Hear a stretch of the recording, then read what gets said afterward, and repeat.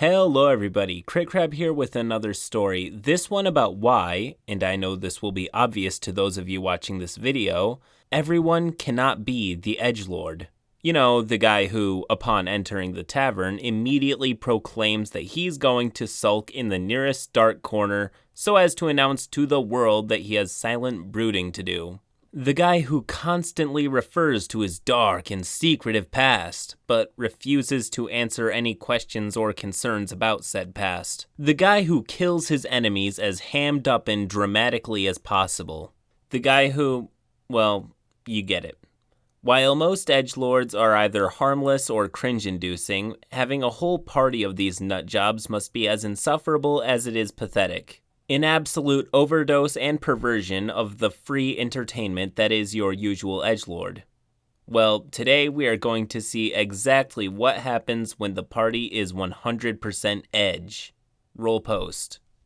I love the game I'm running right now, and I've become great friends with all of my players, but like an unplanned pregnancy, its existence and my responsibility for it were thrust upon me due to circumstances out of my control. Cast list.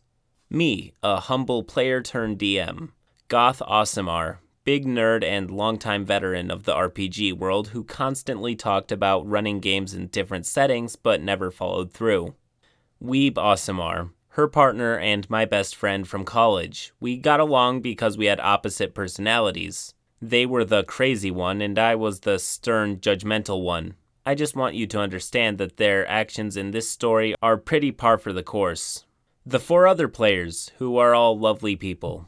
So, Weeb Awesomer contacts me about a cyberpunk game their GF Goth Awesomer is running, and I'm in. I show up at the Discord server, asking questions about the system and the setting. Goth Awesomer is super excited to play with me finally. We've heard about each other for years, via Weeb. And we're both excited to have this time to actually meet and get to know each other. I ask how many people will be playing, and she says she wants to keep it super small. 3 players, maybe 4. She's doing a heist game and wants to keep it simple. However, Goth Awesomer grows increasingly stressed out as more and more people show up. Acquaintances I hadn't spoken to in years popped up in the chat. It turns out that Weeb Awesomer, trying to be helpful, had invited everyone they knew to be in this game. In the end, there's a total of 7 players. Goth was not prepared for a game that big. She's starting to freak out a little, and Weeb, again trying to be helpful, starts demanding that people leave the game. People who they invited. Their friends and mine. Weeb singles out the people they think are less cool and says, 3 of you will have to leave the game. Name, and name. Sorry. Can you imagine being invited to a party and then being told that they actually don't want you there?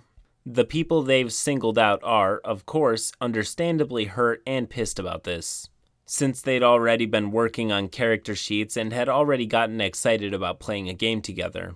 I volunteer to leave instead, but Weeb says no. The whole point of the game was for me to play with them. Goth is more mortified than ever now, and Weeb doesn't see how what they're doing is wrong. So in a moment of idiot's genius, I say, hey, 4 of us will play Goth's game, and I'll run a separate game with all 7 of you. And so, a separate Discord server was born. 1 person dropped out, so I'm now running a game with 6 players. I'm unprepared, and I scrabble to come up with an adventure for them. I've never GM'd a game on my own, so I'm a babe in the woods. I spend some time writing, and I come up with a scenario that I think is playable. It's a fun fantasy story in D&D 5e about a wildlife rehabilitation group called OOPS, Outer Planar Owlbear Protection Squad, that winds up in some misadventures above their pay grade. Simple and fun. We get character sheets created, all 6 players come up with something, and then I notice the problem. Every single player has created an edgy, brooding, self-insert Mary Sue character. It occurs to me that most of them have little to no experience with D&D, and now I start to panic. Goth Awesomer is playing, you guessed it, a Goth Awesomer, an edgy warlock with a succubus patron and no morals or loyalties. Weeb Awesomer is playing a plucky Bishoujo Awesomer who looks exactly like them but perfect with no flaws. The rest of the players, mostly noobs, have created a cast of edgelord loners. During our first session, I literally had to say, so, Actually, all the corners of this room are taken by other people right now. You could stand off and brood in the middle of the room or near one of the walls. Like, every single player had their character hiding in a different part of the room at this company meeting, leaving my poor dwarf NPC standing by the cider bowl, panicking that all his new employees refused to come near. So, because none of the edgelord Mary Sues wanted to interact, and when they did, it was only to drop some vague hint about their tragic backstory, I had to railroad them, kicking and screaming, to the first game thing, an owlbear poacher with a stolen owlbear club.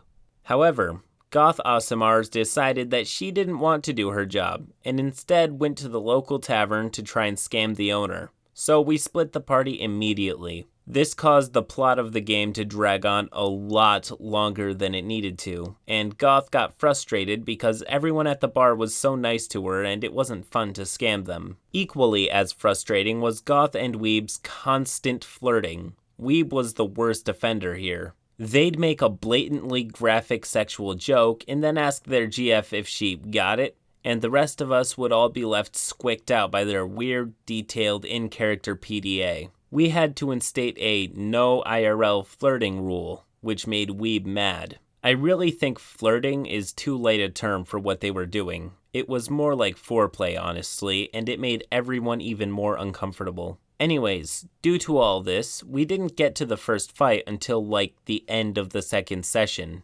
after which Goth and Weeb both dropped out. Goth told me that she was upset that everyone in the game was a cast of Mary Sues and that the game wasn't what she thought it would be.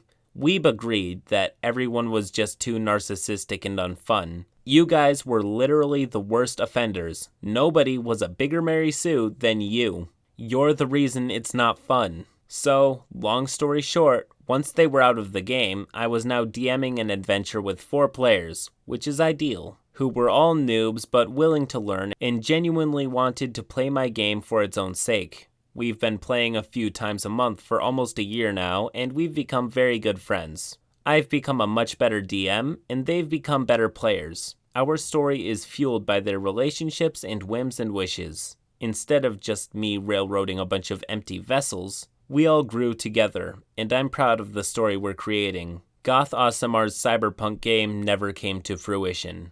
Note, I'm still friends with Goth and Weeb. They're both super fun people, but I don't think I'd play another RPG with them either. End post. Well, I'm gonna be honest, I'm a lot more forgiving when it comes to new players being edgelords because they're simply sticking to a familiar trope, while not assuming too much party responsibility, as I can see how a new player could easily become overwhelmed by being the party face or the party brains. But to all of you DMs out there who have to deal with parties entirely comprised of edgelords, I feel for you. When the game becomes less about having fun and more about all of the players trying to out-edge each other, you might as well just be honest with yourself and take up Vampire the Masquerade. Something that I've gotta ask though, and I hope one of you people in the comments will be able to tell me, is why edgelords never want to admit to being edgelords. They're like hipsters in that they all think they're the only one and that somehow makes them cool or interesting or whatever. Anyways, if you enjoyed this video, please do leave a like and subscribe to the channel for more stories just like this one. Till next time.